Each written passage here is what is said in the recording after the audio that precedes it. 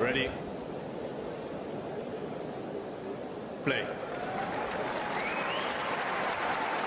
It would be nice that big one. Nice you can actually enjoy the experience.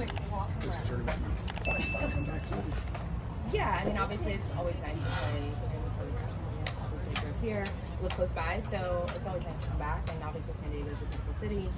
Not this weather, but most of the time it's really nice. So yeah, I've been coming here a long time. I played 18 nationals here like a very long time ago. So it's always been a nice place to play. And the Barn Center obviously has always been a nice place to come. Sloane, obviously a lot of success for Americans at the U.S. Open this year. You won in 2017, Coco this year. Can you kind of speak to her success this summer and what that means for American tennis? Yeah, it's great. Obviously, there's so many Americans playing, and obviously the generations of American tennis keep developing and getting better. And I've known Coco since she was like 6, so it's so nice to see her win and have great results alongside Maddie and Jess and everyone playing. So yeah, it's amazing that we have another American champion, and yeah, hopefully many more to come. Coco said over the weekend that watching you win 2017 U.S. Open inspired her. Watching her win this past weekend, do you also get inspired by Coco? Yeah, I mean, obviously she's so young and she's so talented. Like I said, I've known her since she was like 6 years old. Like I knew her when I was however old, and we played in the same club with the same coach. So yeah, it's really nice to see her have some amazing results, and I think everyone kind of raises their level when they see someone doing well. So I think the state of American tennis right now is incredible, and especially on the women's side, the men's side too, but on the women's side, very heavy, and I think that that only makes players want to improve and get better. You've been on tour a long time, definitely gathered some wisdom. What are some of the most important things that you've learned since the days when you did first play here as a junior? Yeah, just a lot of patience. There'll be a lot of adversity along the way, so you just have to kind of, go with the peaks and valleys and kind of stay even keel through it all. Obviously, you're traveling like 35 weeks a year, some people maybe even more. So to just really kind of find the balance, find a good life balance, find things you like to do, things you enjoy. Yeah, I mean that's kind of what life is, but just on the road and being away from friends and family. As I've gotten older, I've done a lot more like exploring and venturing out, I would say, into cities and just into different things. When I was younger, I really just hung out with friends and like obviously my age group, my peers that I grew up playing with. So now instead of just like going to dinner all the time, we go to like museums and like art shows and like other interesting things. So I think it has evolved as I've gotten older, but in a good way. This younger generation has, with the social media explosion, it's exploded since you first came along. I can't imagine when I was an athlete in college, like going out and seeing people, some of the things people might say, or it's a constant distraction. Do you think they deal with a different level of distraction that maybe you didn't have coming up, and it's just exploded that way?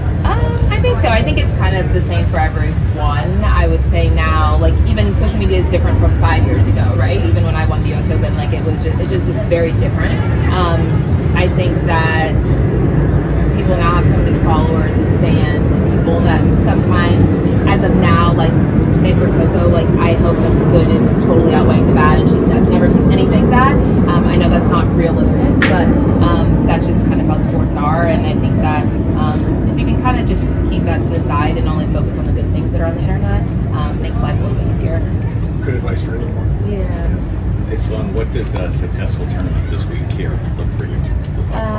Winning matches. I obviously want to end the year strong and have a good end to the season to get ready for next year.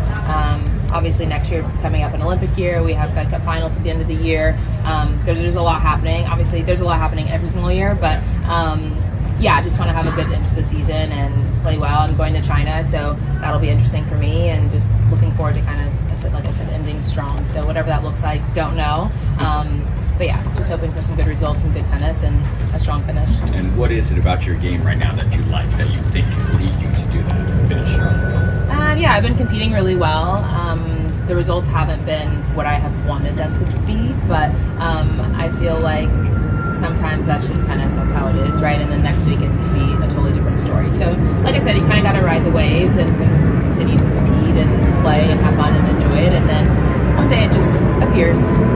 You mentioned the Olympics. How important is it to get back to the Olympics, to get it, in the Olympics one more time in your career? Yeah, it would be great. Obviously, it's at French Open. It'll be on red clay, which would be nice. And obviously, like I said, American women's tennis is very heavy right now. So along with some other countries, Czech Republic, they have 5 or 6 players in the top 35, which makes it hard. Only 4 people can go. So I think, yeah, it'll be interesting to see. It's not the end all be all. I think for tennis, it's interesting because we play every single week. So winning a medal, winning a Grand Slam, it's literally all important. So I think for myself, if I made it, I told Maddie, I think a couple weeks ago, I was like, we should play. We played our first Olympics together. I was like, we have to play our last Olympics together. And then, I don't think it's her last Olympic, but maybe mine. So I was like, we have to play my last one together. So we'll see. But I mean, obviously, if I made it, it'd be great. If I don't, totally not the end of the world. And I'll be okay with that. Did you have any words from Madison after the last she had a great run? Yeah, she did. Obviously, we always text back and forth. So after, obviously, I text her, and we talked yesterday, the day before that too. So it's hard. I mean, we've been there, and I told her she'll get one. I mean, by the time it's all said and done and it's all over with, I firmly believe that she'll get there. So you just have to keep believing. That's what tennis and sport is about. Keep believing and believe that you'll get there. And I think for her, she'll have another opportunity, and she's got to take it when it comes. Sloane, obviously a tough 3-set loss at the U.S. Open against a great player in Beatrice Sadat-Maya. What are some of the positives you think you can take away from that and, apply that sort of this week and have a strong finish to the end of the season? Yeah, I think I competed well. I think I was playing well. Obviously, she got me. She played better. It was a tough day, but I think the way I competed, I feel like I haven't had that fire as much as I had this summer, over the course of the summer. So just happy to be playing well and really in the matches and competing with obviously the best. Like I said, the results haven't been what I wanted to, but I think it's definitely been a sign, a clear direction of going forward and improvement. So I can be happy with that.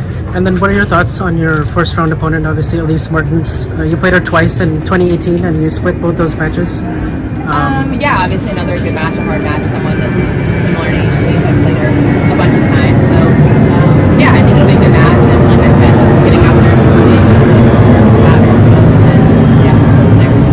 Thank you. Questions? A little off topic, you're like a nail enthusiast. You like to get manicures and pedicures. Have you ever had like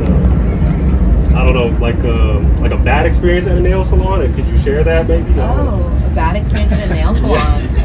I wouldn't say I've had a bad experience. I've never got a toe infection or anything like that. Not anything bad. But I will say I take my husband now, and it's literally the most annoying experience of my life. That would be the only bad experience that I've had at a nail salon. Because you take them and he's ticklish and he's moving and squirming and it's not relaxing. So I would say that would be my only I don't really like to take him. You had to pressure him into going I'm with you. Stop moving. Other people are looking. Stop. So, other than that, it's been fine. Last question. Okay, we'll leave it there. Thank you guys. Thank you. Thank you. The key there, Sloane, is to act up so you don't have to get asked to go back. Yeah, exactly. If you enjoyed this video, make sure you hit that like button. Don't forget to subscribe and click that notification bell so you don't miss out on all things tennis.